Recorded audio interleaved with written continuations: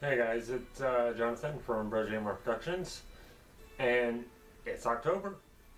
Means it's time for horror movies. Now, I really wasn't sure if I was gonna do anything this October, review wise, and more specifically horror movie wise. I really wasn't planning anything just because we're kind of trying to figure some stuff out on the YouTube channel. We're still doing the unboxings and the what's in the bags, but we just weren't sure if we were going to do anything else, and I wasn't sure if I really wanted to take the time to try to do a whole series, to try to plan everything out, to figure out what I wanted to do. So I really wasn't planning on doing anything. I was just going to maybe do a couple of random horror movie reviews. Um, but it is October 3rd today. And what's so special about that day? Well, the new Chucky movie hit Netflix today. And I heard that it did. While I was at work, I saw that my buddy Mario was watching, and I was like, oh man, is that today? I thought it was later on in the month when it was coming out.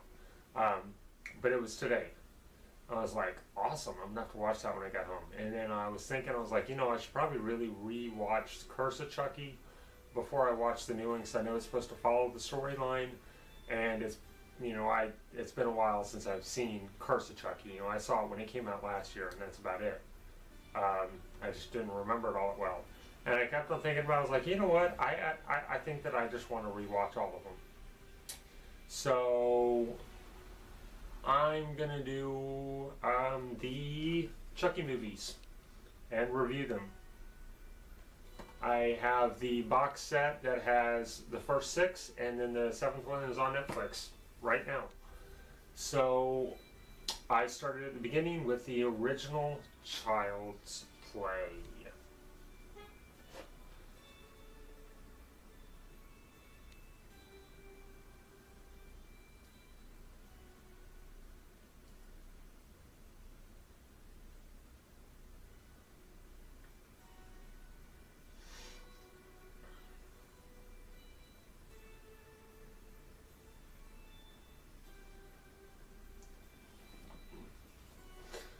Now,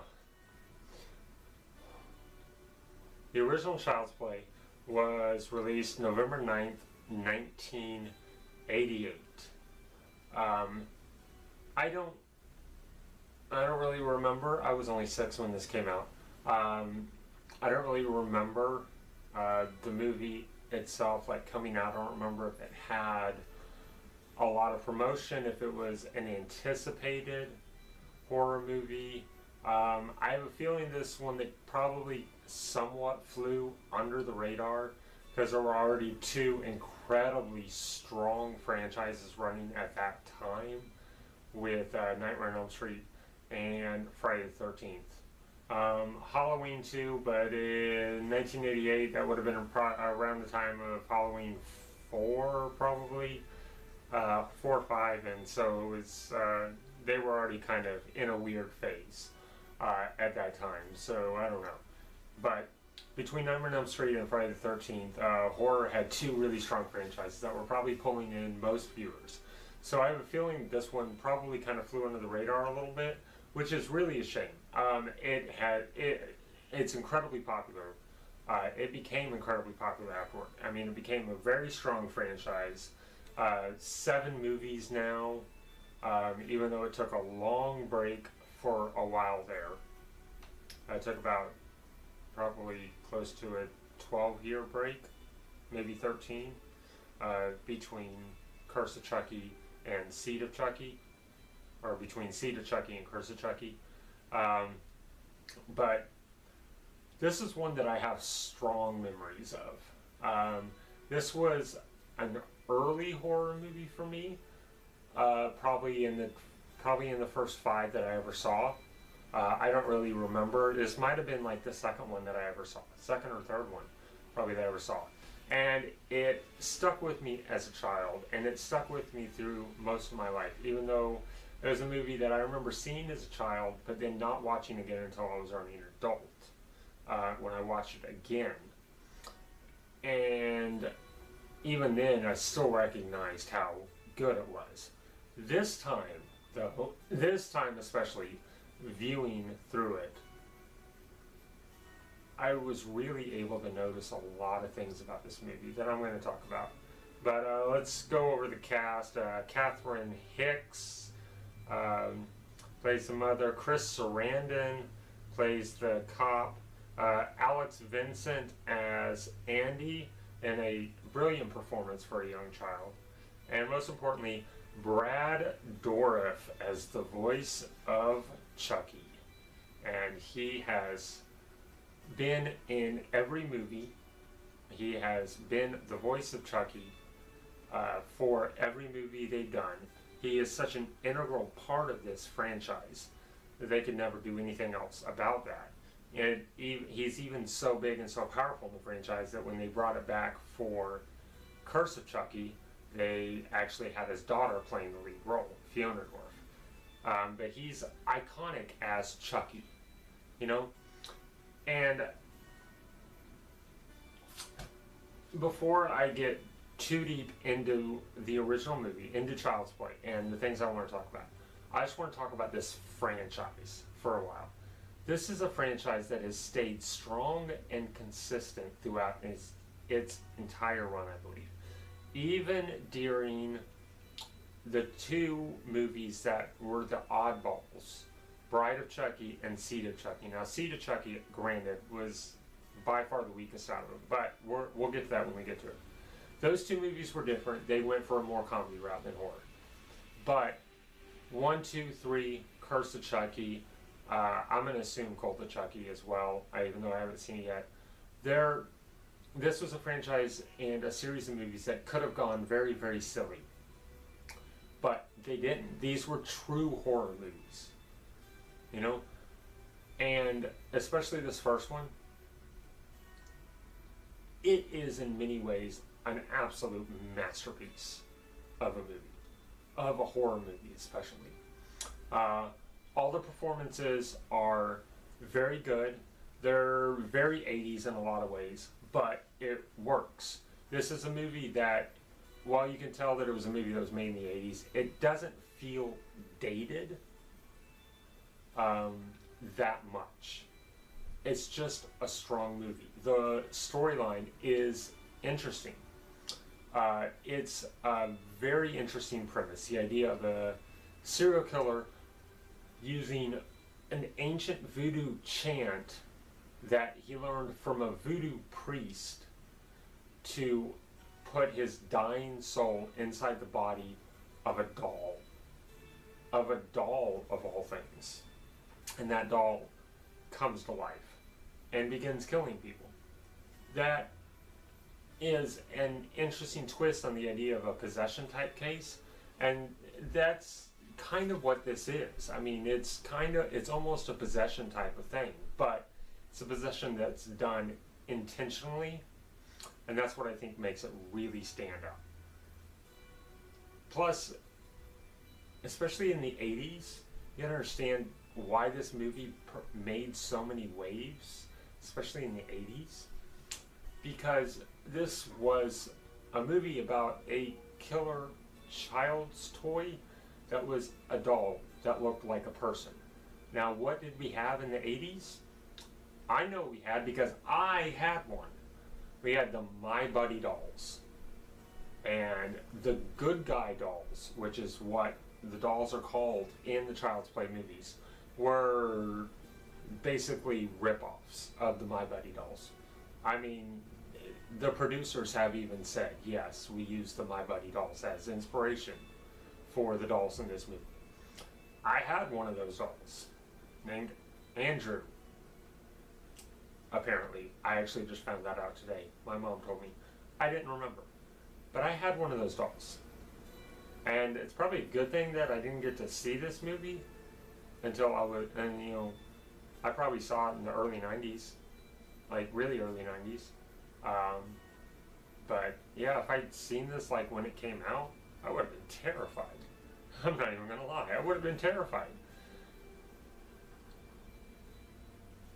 That besides the fact that a killer doll itself is already a scary thing, and that had already been done in horror movies by this time, the fact that it was a doll that was based on a real doll that existed in the world made it even scarier.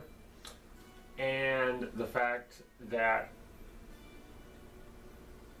the doll's owner, Andy, is the one getting blamed for everything, and he's trying to tell people Chucky did it, and nobody believes him until the end.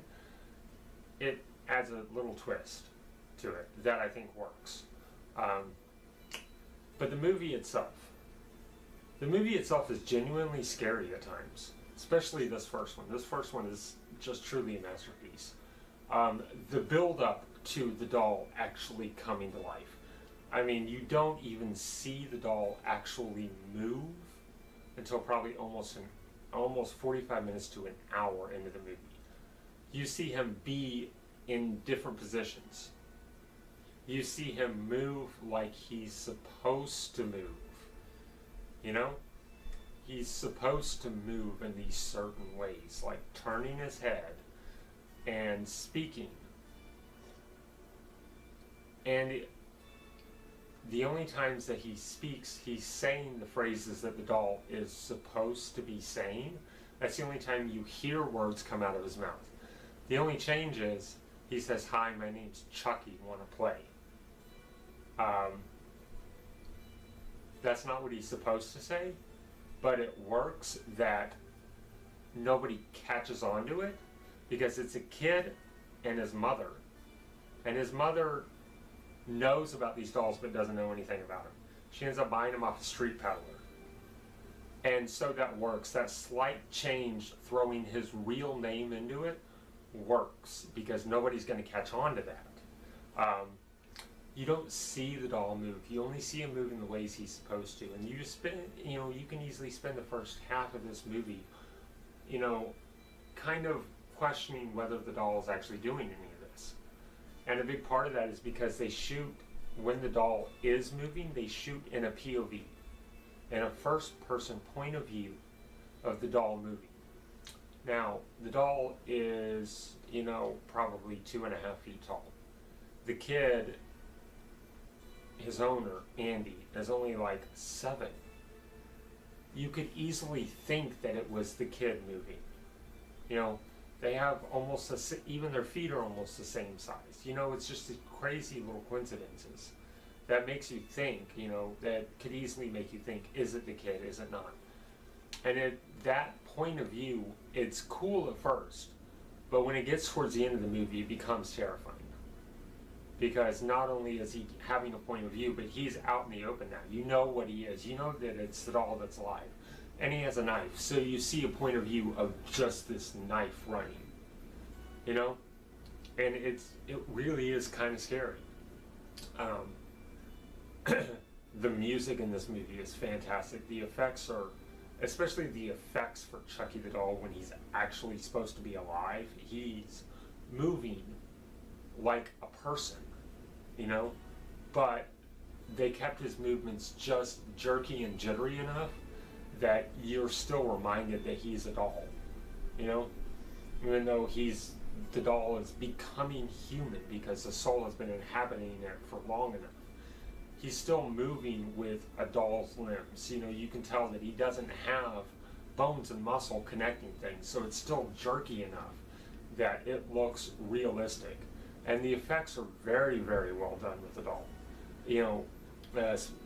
They did it all animatronic, and it's fantastic. Plus, Brad Dourif doing the voice of Chucky. He's so great. The part of this movie that always sticks out is the first time Chucky says something that is not something he's supposed to be saying. When the mother is about to throw him into a fire trying to get him to talk, and he just turns his head literally all the way around on his neck, like completely unnaturally, and just starts screaming and cursing at her. And it's just out of nowhere. He does this, and that part has always stuck with me as just a WTF moment, in a movie. but between the cinematography, the writing, well, the writing for the most part, the acting, the tense atmosphere, the music, just the use of all these things combined, I truly feel that this is probably one of the more underrated, absolute masterpieces in the horror genre. This first one. Not all of them are this good, but this first one was such a departure from the norm in a lot of ways, and it really made an impact with people. I mean, it really, really stuck with people as just being so good. You know, many times horror franchises, the first, you know, there are times in the horror franchise where the first one is sometimes the weakest out of the two. Because, you know, if you have a horror franchise, you have to build up the character. Now, there are obvious exceptions like Halloween, you know, Psycho, things like that. But the first one isn't always the strongest. In this case, it is. It's a strong movie. It's a masterpiece. And it's genuinely scary for a movie that is almost feels like a kiddie horror movie. It's not that. It's not at all. And the part at the end where he's burned and coming after people, I didn't remember the impact of that scene, although part of it might be that we have a new TV that's bigger and curved and even higher quality than we had before, and seeing him come at the camera with his face completely black and charred, I'm not even gonna lie, I was like, okay, alright. But yeah, love this movie. Movies, maybe top 15, but this franchise in general is probably my second favorite horror franchise of all time, and I'm really, really looking forward to going through this series again. So I guess that's it for me. And I will see you for part 2.